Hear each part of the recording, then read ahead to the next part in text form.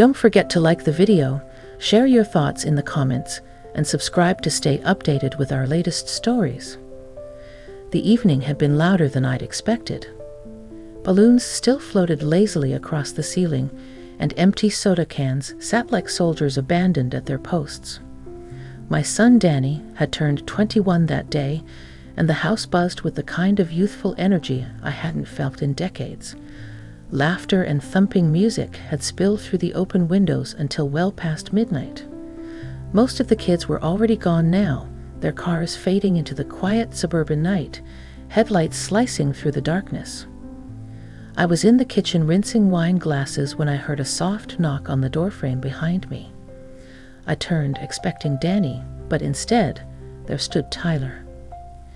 "Hey, Mrs. Garrett," he said, his hands tucked into his jacket pockets.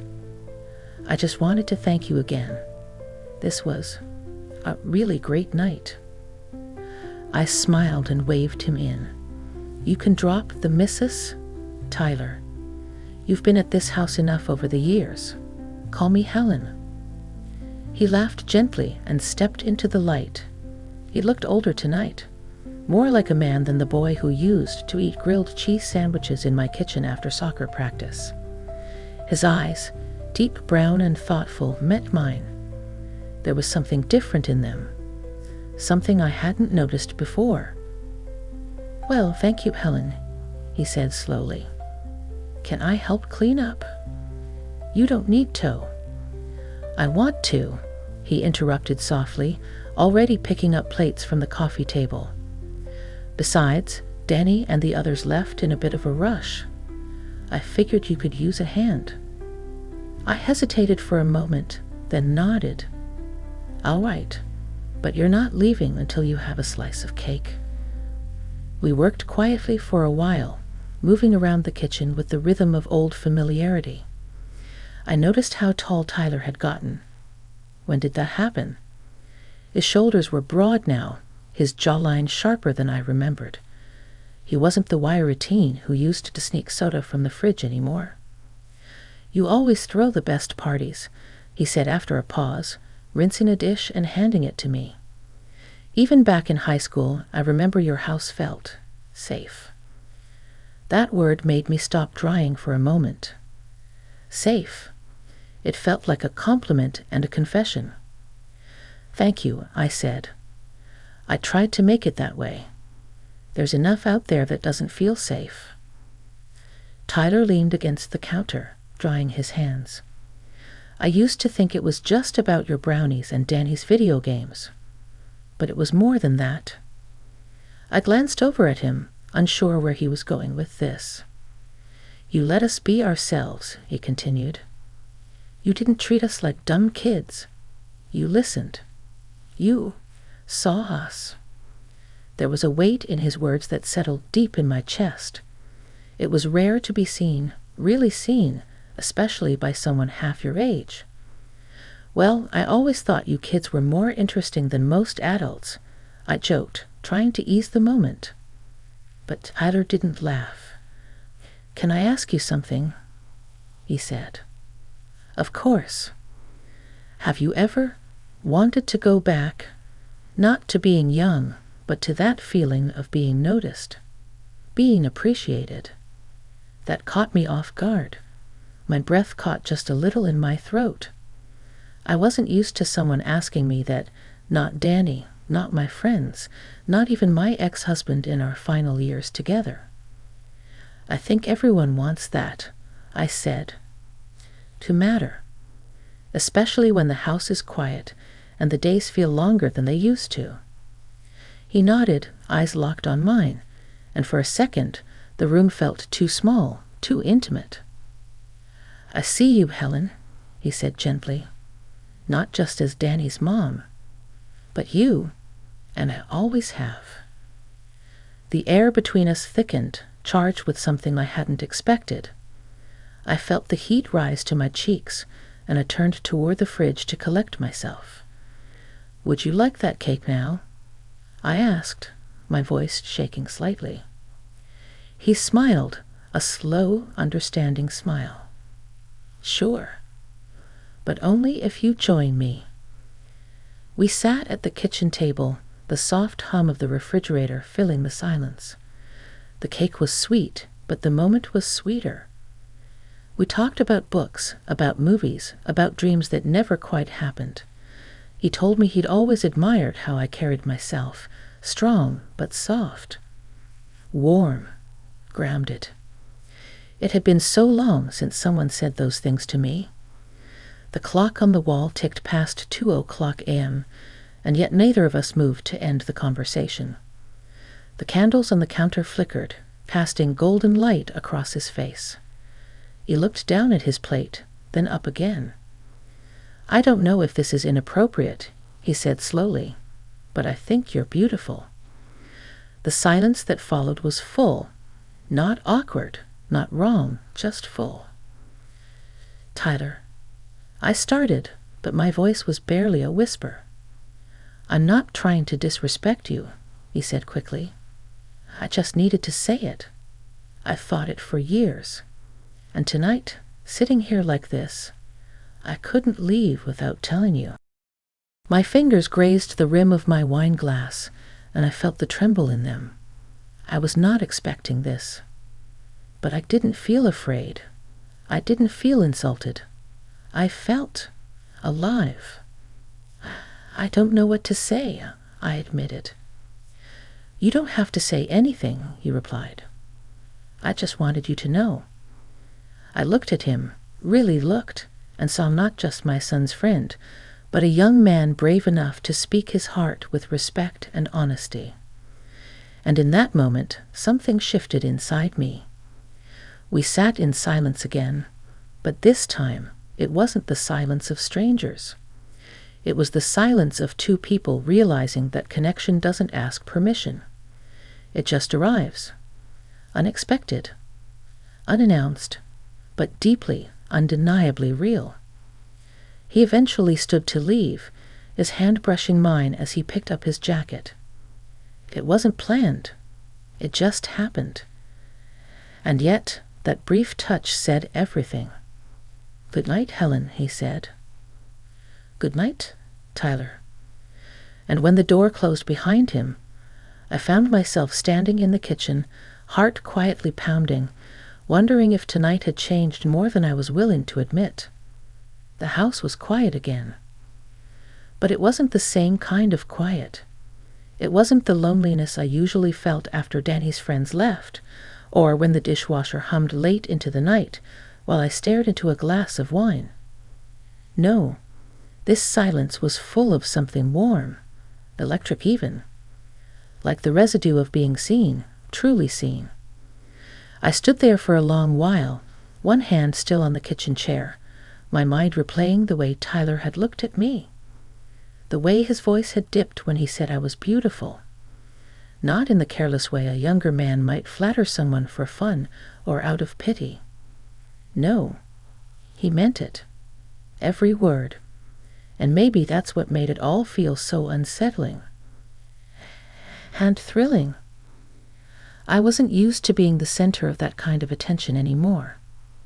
In the mirror above the fireplace, I caught my own reflection as I passed through the living room.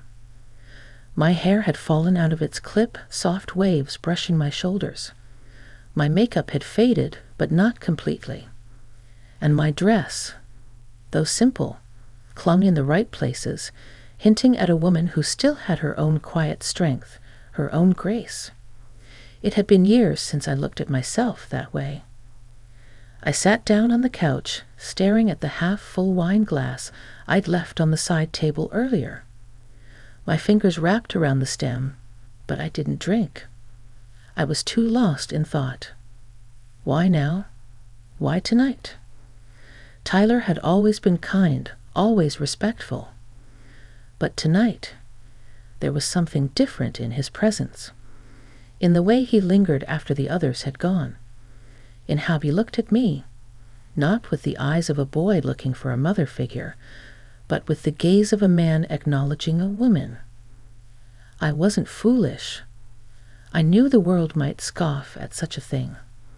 A woman my age, 57, to be exact, entertaining the attention of a 20-something man. But that wasn't what it felt like. It hadn't been flirtation for sport. It was deeper than that. There had been reverence in the way he spoke, admiration, and maybe a quiet yearning. The next morning came with sunlight streaming through the kitchen window. The balloons had deflated overnight, drooping like sleepy guests who'd overstayed their welcome. I went through the motions of tidying up the last bits of the party, tossing paper plates, loading the dishwasher, folding the blankets Danny's friends had used on the back deck. I tried not to look at my phone, but I did. Twice. Then again, no message. By noon, I was settled into my usual weekend routine, light gardening, a pot of chamomile on the stove, classical music humming in the background. But my thoughts wandered, again and again, to Tyler's words, to the way his hand brushed mine at the door, to how gently he'd said my name. Later that afternoon, Danny came downstairs, groggy and rubbing his eyes. "Morning, Mom," he said, his voice hoarse. "It's nearly 3, I teased.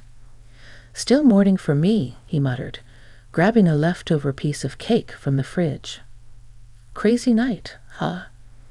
"Seemed like everyone had a good time," I said carefully, watching him. "Yeah," he said through a mouthful. "Tyler stayed pretty late, huh?" I tried not to flinch. He did. Helped me clean up. We talked a bit. Danny nodded, unfazed. "Yeah, he's good like that. Always been the decent one." He wandered off toward the TV, leaving me with that lingering warmth again. Decent.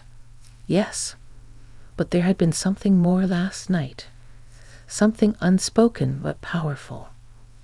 That evening, just as I was about to settle into a bath, my phone buzzed on the counter. Tyler. "Hey, I hope I didn't cross a line last night. I meant everything I said, but if I made you uncomfortable, I'm really sorry."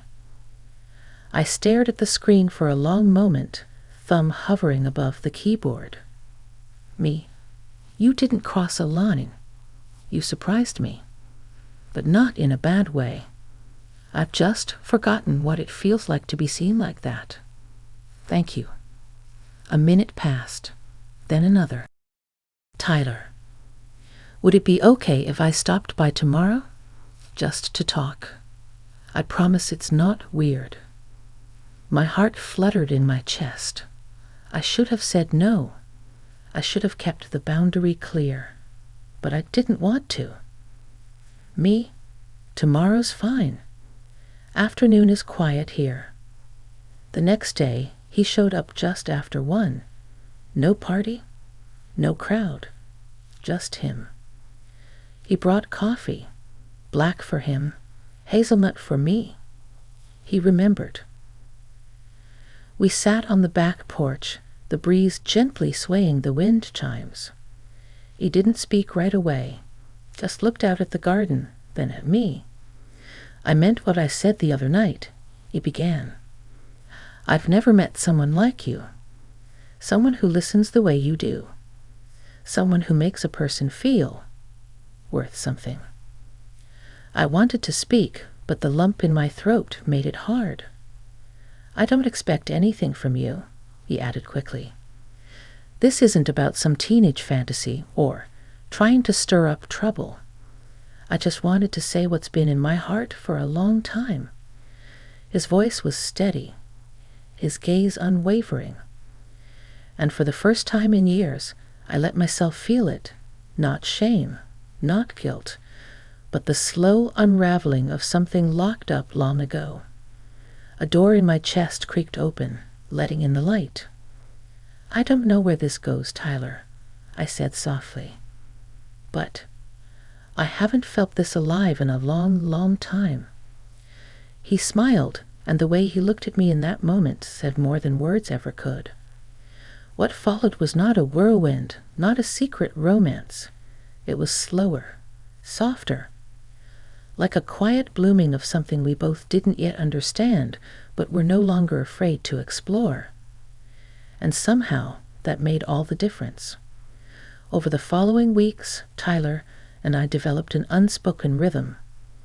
He would stop by every few days, never too often, never with assumptions.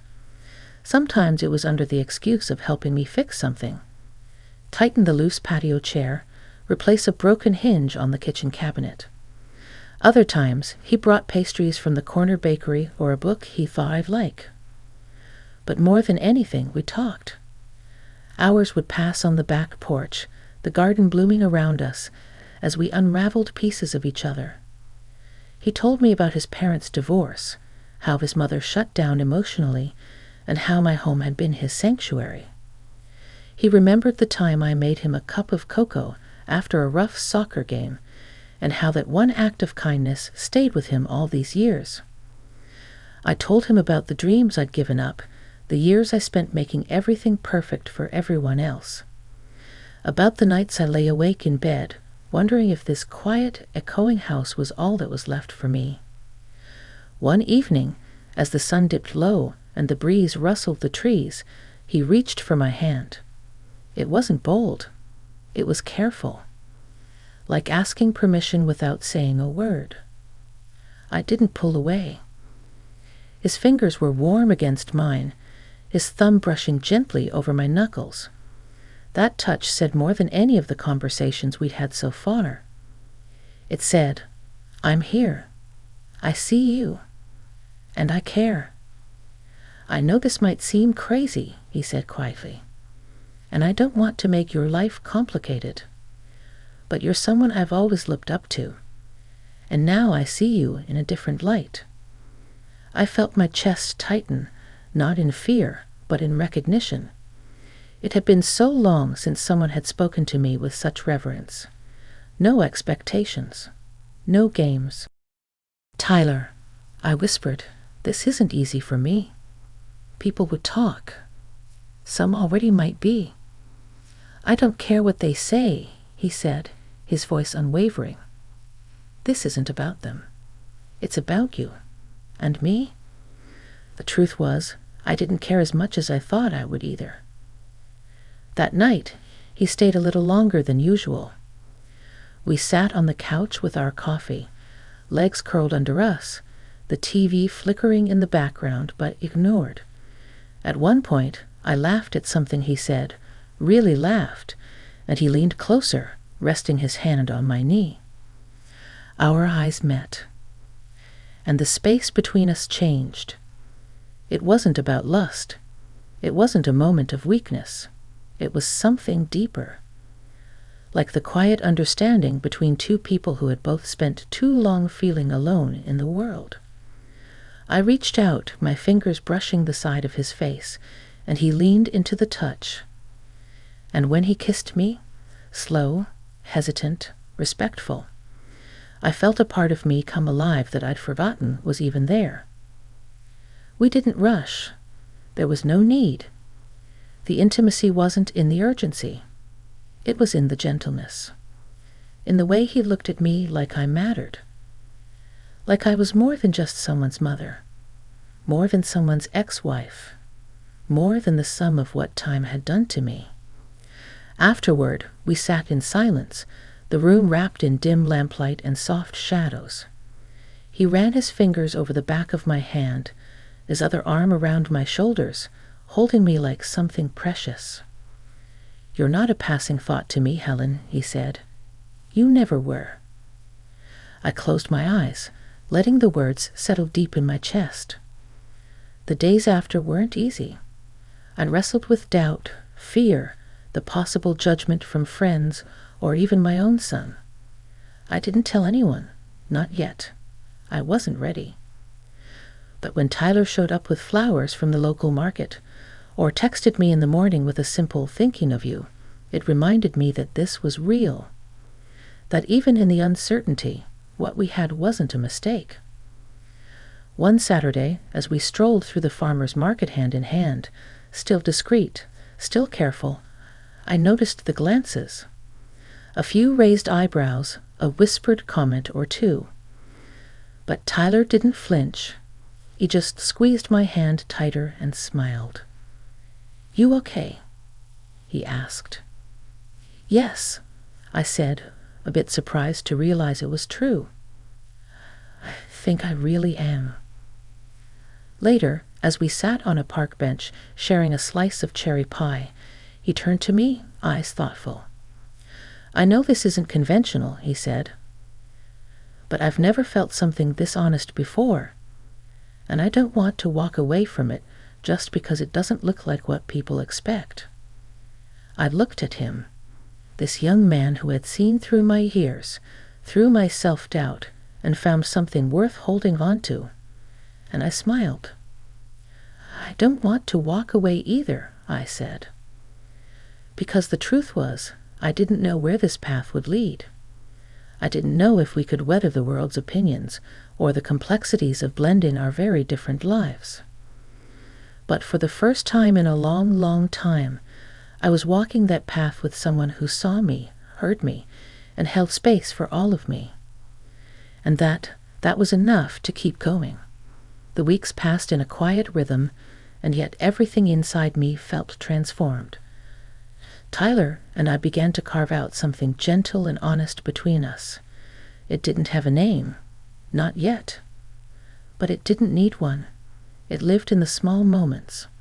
The way he'd brush a strand of hair from my face while I read on the couch. The way he'd cook dinner with me in the kitchen, sleeves rolled up, laughing as we debated the right amount of garlic.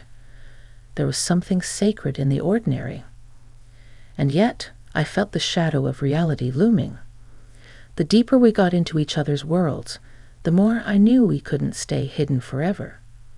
And I knew the moment was coming when I would have to tell Danny. One evening, Tyler and I sat across from each other at the kitchen table, empty teacups between us. I watched the candlelight flicker in his eyes, and I could see the tension behind his smile. "I've been thinking," he said gently, "about Danny." My heart skipped. He continued, "He's my friend, always has been. But if this, whatever this is going to go anywhere, he deserves to know." I looked down at my hands, folding and unfolding the napkin in my lap. "I know," I said quietly. I don't want to lose him." Tyler reached across the table, his hand closing around mine. "You won't? He loves you. He respects you. And I'll take whatever blame he wants to throw my way. I just don't want us to pretend like we're doing something wrong when we both know we're not." There it was, his quiet bravery again. That mix of sensitivity and strength that had drawn me in from the beginning. The next day, I invited Danny over for dinner. Just him and me. I needed this space. I needed to look into his eyes without Tyler there, without the pressure of both of them in the same room. He arrived a little after 6, bringing a bottle of wine and his usual crooked grin. "Something smells good," he said, handing his jacket. "Your favorite," I said. "Roast chicken and rosemary potatoes." As we ate, I searched for the right moment. But there never is a perfect moment to tell your son that you've developed feelings for his best friend. So instead, I spoke with the same honesty Tyler had offered me. "Danny," I said, setting down my fork, "I need to talk to you about something important, and I need you to try to listen all the way through before you react." He looked up, concerned. "Mom, what's going on?" "It's about Tyler." His brow furrowed. "Is he okay?" "Yes, he's okay. We're okay. But something's changed between us. Tyler and I have grown close, very close." His face went pale. He stared at me silent. I pressed on, heart pounding. I didn't plan for it. Neither did he. But over the last few months, we've talked more, connected in ways I didn't think I ever would again. And somewhere in all of that, feelings developed. Danny leaned back in his chair, arms crossed, lips pressed tight. "I know this is hard to hear," I said. I know it's not what anyone expects, but it's been honest, respectful, and we haven't taken a single step forward without thinking about how it would affect you." He was quiet for a long time. Then, in a voice barely above a whisper, he asked, "How long?" "Since the night of your birthday," I said. "That's when we first really saw each other." He ran a hand over his face. "Jesus, I didn't betray you, Danny. I would never. And neither did he." "I didn't think you did," he said, finally looking up. It's a lot." "I know," I said softly. He stood and walked to the sink, staring out the window like he was trying to make sense of the world. Then he turned. "I always knew you were lonely," he said, "even when you tried to hide it. And I've seen the way Tyler looks at you lately. I thought maybe I was imagining it, but..." He shook his head. "I don't love the idea," he said slowly. "It's weird. You're my mom. He's my friend. But you deserve happiness. And he's not a bad guy. He's a good guy." I felt tears rise in my eyes. "You're okay?" "No," he said. "But I will be." He walked over, wrapped his arms around me, and whispered, "Just don't hurt each other." I hugged him tightly. "We won't." Later that night, Tyler arrived, expecting the worst. I met him on the porch, a slow smile on my face. "You told him?" he asked. "I did." His eyes searched mine. "And?" He said, "He didn't love the idea, but he understands." Tyler exhaled, and in that breath I saw relief, gratitude, and something deeper. That night, as we curled up on the couch, the world felt a little less complicated, a little more honest. We weren't hiding anymore. And in that honesty, something new began to bloom, something more rooted, stronger. We had made it through the hardest part. Now all that remained was the future and how we would shape it together. Summer deepened, and with it, so did our connection. Tyler no longer knocked when he came by. He let himself in, always pausing to call out my name so I wouldn't be startled.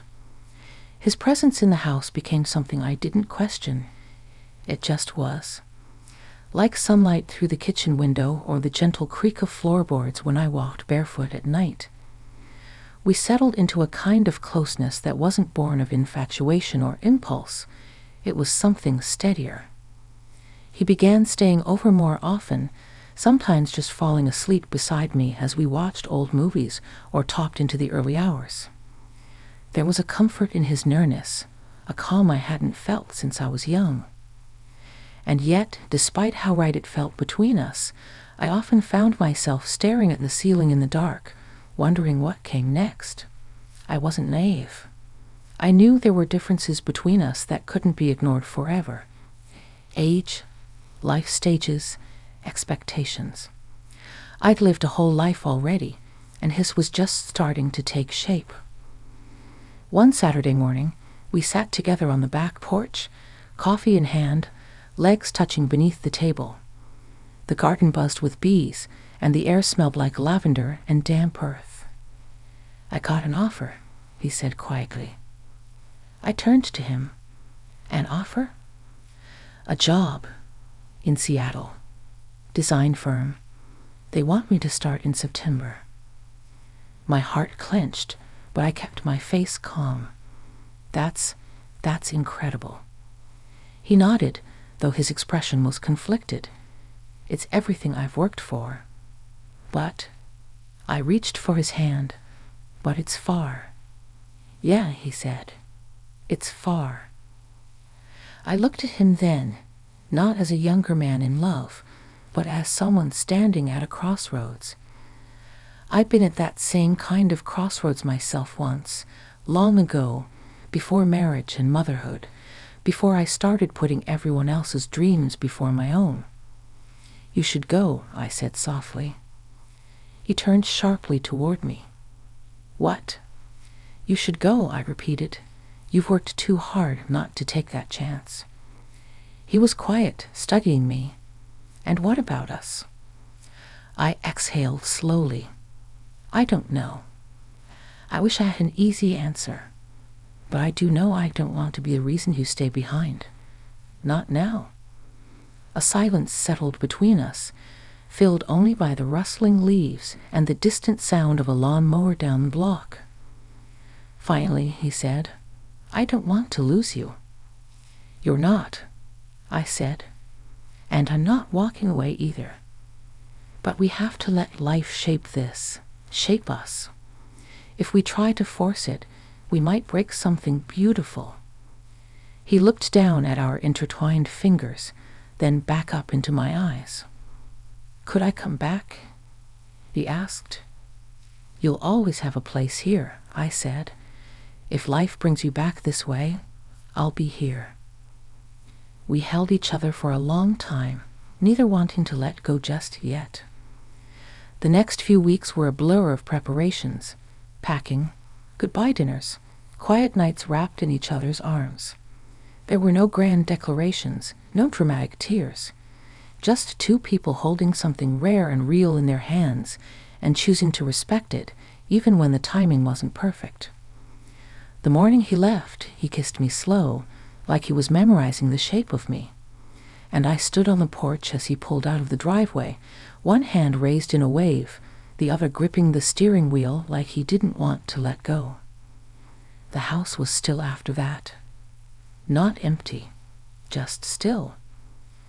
I went back to my routines, book club on Thursdays, gardening, the occasional dinner with Danny, who had warmed to the idea of Tyler more than I ever expected. He even teased me about it now and then, calling Tyler Seattle like a nickname that carried more fondness than sarcasm. And then, months later, on a golden autumn afternoon, I opened the mailbox and found a letter. Not an email, not a text. A letter.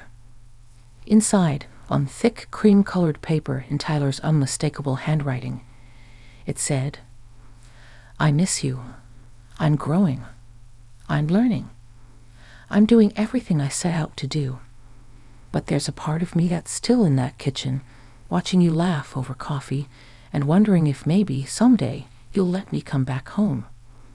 I smiled through quiet tears, holding the letter to my chest. Because I knew. Some love stories aren't loud or perfect or easy. But the ones that matter, they wait, and they always find their way home.